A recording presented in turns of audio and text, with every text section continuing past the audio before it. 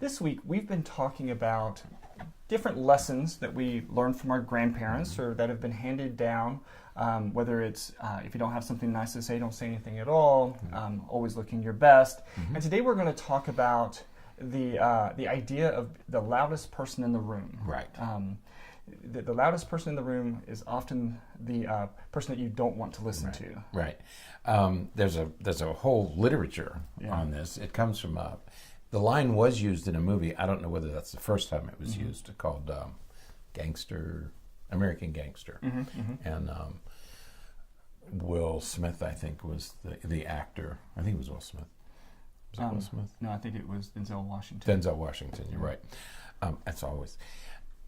I'm always right. Always right. Today's Black Friday, by the way.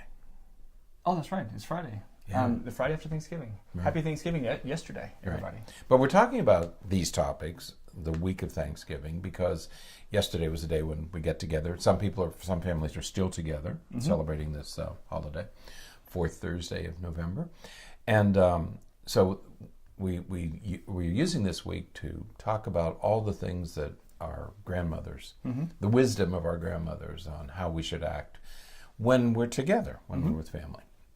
And today it's about the loudest person in the room, the person who always needs the attention of one type or another. Okay, Right. But in American Gangster, it was the loudest person in the room is the weakest person in the room. Right. And that's where one of the lines came from. Right. But it reminds us of a line that Abraham Lincoln used, Right. Which was better to remain silent and be thought a fool than to speak and remove all doubt. Right. Napoleon also had a comment about if you can't improve on silence. And so these are, I think, are good things to remember. But today we want to talk about the loudest, this idea of the loudest person in the room. And the article that we've selected and been posted on our podcast page is called An Open Letter to the Loudest Person in the Room. Yeah. And it's really an interesting perspective, Yes. I think is the best word to use. Interesting perspective on people who are loud, not necessarily obnoxious. We're not being critical or negative. We're just saying that there are some people who are highly extroverted, Right. or people who demand attention, or people who want all the attention, and so they tend to be loud or to say outlandish things, just to keep the light on them. Yeah. Okay? And this is a letter written by a woman who is a quiet person, okay? And so she's just saying, this is what it's like as a quiet person. And she says throughout, and I really like that she says, I'm not better than you are. I'm not saying that what I do is better. It may not be. It's just we're different. Right. This is why I'm different, and this is why I do what I do. It's a very interesting perspective. Right. Yeah. So, and as she kind of walks through things, and you can sort of extrapolate from the way that she's talking about, Right. how somebody else may be responding if that person is, the loudest person, the most extroverted, Right. the person who continues to seek that attention, and you can see that oftentimes that person who is the loudest is the person who wants attention, wants some focus to be placed on them. But also, there are people who are the loudest in the room simply because they're stressed, and it's like they can't handle silence, and they have to be involved in something because otherwise they become sort of uncomfortable. Right, if they're not producing words, Yeah. if they're not saying something. Yeah. Right. Yeah. It also, this article, I think the one that we posted was from Huffington Post. Right, this is from Huffington Post. But Huffington Post republished it. She had put this on another site of hers, I think, and they republished it because it is worth reading. Right. And that was the other thing we wanted to say is that Huffington Post decided to repost this article because it does have some nuggets Right. that we want to pass on to you. Right. And one of them is this idea of too many words. Right. Okay. Yeah, she says, words tire me out. Right. Which I Yeah. think is a wonderful perspective. Right. Yeah. They wear me out. The more Right. words there are, the more fatigued I become. And to sort of set the stage, what she's writing a letter to, or sort of writing out a conversation between her and this person who's talking a lot. And she says, no, I'm fine. There's nothing wrong. No, I'm not upset. No, I'm not feeling bad. Right. I'm just quiet. And so she's interacting with this person. And so she says, here's the truth.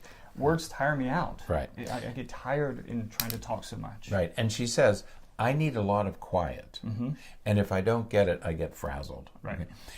I discovered this years ago when I would go to malls, in the years that I went to malls. Malls tire me out. They're too loud. They're made to be loud. The ceilings and the metal, they're made to be stimulating. Right. Okay. And I learned when I would go to the malls that I could only do it for a couple of hours, about 2 hours. And then I had to go to a quiet place. Right. I had to go someplace and just collect myself because it was just too much stimulation. Right. And I think that's and she's talking about that as words, So as you're in the room, as you're in these holiday events, you're going to go to parties, you're going to go to dinners, you're going to go here, you're going to go there. There's going to be lots of words floating around. Absolutely. So first of all, if you're a quiet person, it's okay. You don't really need to talk. You might make people uncomfortable because you're not talking, but you don't really have to talk. You have to be polite. If somebody talks to you, you need to respond. You don't respond in sentences. You can respond very quickly and very quietly. Okay, but it's okay to be a quiet person. Right. Yeah. But I like the idea of looking for a quiet spot. If for me, like I don't like. I have a large family, and we all tend to meet at my grandmother's, which is a relatively small house. Right. And so, when you have like 50 people. Do you have that many? Yeah. Sometimes. Sometimes. Wow. 50 people I in didn't know it her, was that big. I don't know, maybe 700 or 800 square foot home or something. It's a little 2-bedroom house, right? Yeah. It's packed and it's hot. She doesn't have central heat and air or anything like that. Of course so. So I escape outside. I just go outside, kind of walk around, just to kind of get away from that a little bit. But you have to find that quiet spot. You don't have to interact. You don't have to engage in those ways. You can find an escape. Right. But we're not being rude. Like Right. she says there, she gets to a point when when she is at these events that she can tolerate it for a certain amount of time, and then I want to go home and get in my pajamas. Right. I just want to go someplace quiet, get in my pajamas. The other point we want to make is learn how to be quiet. Right. It's taken me a while. I come from a big family. When I would come home from school, I always liked if some relative's car was in the driveway because it meant people were visiting and there would be stuff to talk about, to do, rather than walking into a quiet house.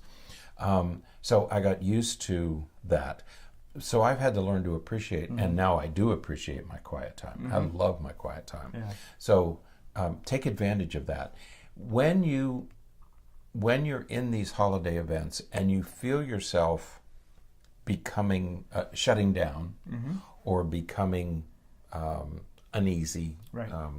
Anxious, too much to, like you do, go someplace else for a while. Go to a quiet place, Right. outside, another room.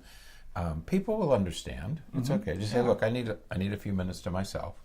That's fine. Just tell us, and that's okay. You're with family, and then when you're ready, you come and rejoin. Okay. Right. So it's okay to take a break. Right. Yeah. One of the other points she makes is that many times we feel like to conquer something, to be seen as somebody who is in authority, or somebody who has an authority position, has to be loud, has to be controlling and dominating, and again, that's not the case. I think we get that from movies and TV, where the person is this bravado and there's a macho kind of approach to things. It's really not necessary in real life. Right. You don't have to be loud and boisterous to have your point made. Right. Absolutely. The quiet person can still, have that air of authority and that air of knowledge, and you don't have to impose your beliefs and ideas and perspectives on everybody else. Right. Now, having said that, other people may try to impose their beliefs on you. You again, you're not obligated to argue. Right. You're not obligated to debate. I certainly wouldn't argue with a teenager. Listen with an open heart, listen with an open mind, discuss whatever's being discussed. There's no need to get emotionally drawn into it. That's what's going to wear you out. Right. Okay, so you can remain a little distant, a little detached, and still have a quiet conversation. Right. Okay, so while other people may do that to you, you're with family. And again, remember we said, one of the first things we said, you're only together for a few hours. Right. We can all take it. We can all tolerate it for a few hours. This is not the time to score political points or religious points or anything else. So people may want to engage you and bring you in, but you don't have to be engaged, and you don't have to be drawn into those arguments. At least not at the level that they are or want you to be. No. You can choose. And so one of the things she says is that I'm happy to conquer quietly. Right, to conquer quietly. Or I think she says quietly conquer. But either way, the idea is that I can provide my perspective. I can demonstrate what I know and understand and believe without all the words. Right. And in this same vein, William Glasser has a famous section in one of his books. William Glasser is a psychiatrist who believes that we really are in charge of ourselves. Right? And he talks about a woman who was having panic attacks at work. Okay, she was in a high pressure job. She had just gotten a promotion, and there were certain times when she would have panic attacks, and he simply advised her that. He explained why she was having the panic attacks, what they meant, why they were beginning now, and he said, just go someplace else for a few minutes. Your brain is trying to reorganize itself, is what he told her. Go someplace, let your brain reorganize, and then come back. Panic attacks don't last that long. I mean, they're frightening, but typically there's just a few minutes or a few seconds, and then you get back to normal. And he said, go to a quiet place. So he advised her the same thing. Go to a quiet place, pull yourself together, and then go back to your meeting. Absolutely. It might be the ladies' room, it might be a walk around the building, but it will pass, and then you go back. Right, yeah. So she kind of sums things up by saying, being the loudest person in the room isn't any better or worse than being the most quiet person in the room. Right. Either way, you're presenting yourself in a way that that feels comfortable to you. But it is a matter of comfort. It is a matter of preference. It's not that one person is more knowledgeable or more of an authority than the other person. And it doesn't mean that a person who's quiet is a person who is disinterested or doesn't want anything or isn't seeking anything, doesn't want to engage. The quiet person can still want to engage. They just do so differently. Right. And we all have a family member who's going to be obnoxious. Okay? That's the way families are. Okay. So going into Thanksgiving, we know that person is going to be there. This was an election year. And later in the week, tomorrow, we're going to don't talk about certain topics. Okay. But those topics are going to come up.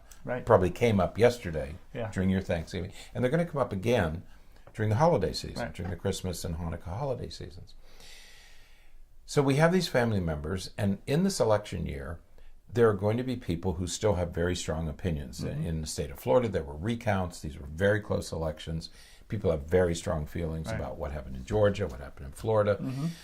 There was in the news today about an election in Utah. So the heat of the campaign is still with us. It's still present. There are going to be family members who have expressed very strong opinions. You don't have to engage in those political debates. You can be polite. You can respond. We were closer to this election than we've ever been because we were more directly involved in it in some ways, and so it had more emotional impact on us than elections typically have. And we're going to have to be careful as we meet relatives with different viewpoints that we don't get drawn into those emotional things. I'm thinking of one relative in particular. If that relative starts one of these conversations, I have to prepare myself. I know I have to prepare myself because these are still sensitive topics. And I have to prepare myself mentally about how I'm going to respond when that relative begins to talk. that relative will talk. Mm-hmm. These opinions will be expressed. Mm-hmm. So I'm going to prepare myself to deal with it when it happens. Yeah. Then I'll be prepared. Yeah. And when you're prepared, you'll be able to handle it. Right. Mm-hmm. But your preparation doesn't have to be the loudest person in the ring. No, I don't have to make be. my battle points. Right. I don't have to have a strategy. I just have a strategy to disengage. Absolutely. Politely. Right. Because I don't want to offend anybody. Even if I'm being offended, I don't want to offend anybody else. Right. Yeah. So tomorrow we're going to kind of dive into avoiding conversations about religion and politics. Those are the two. Right. So, all right. But until then, stay happy, stay healthy, and forget to be afraid.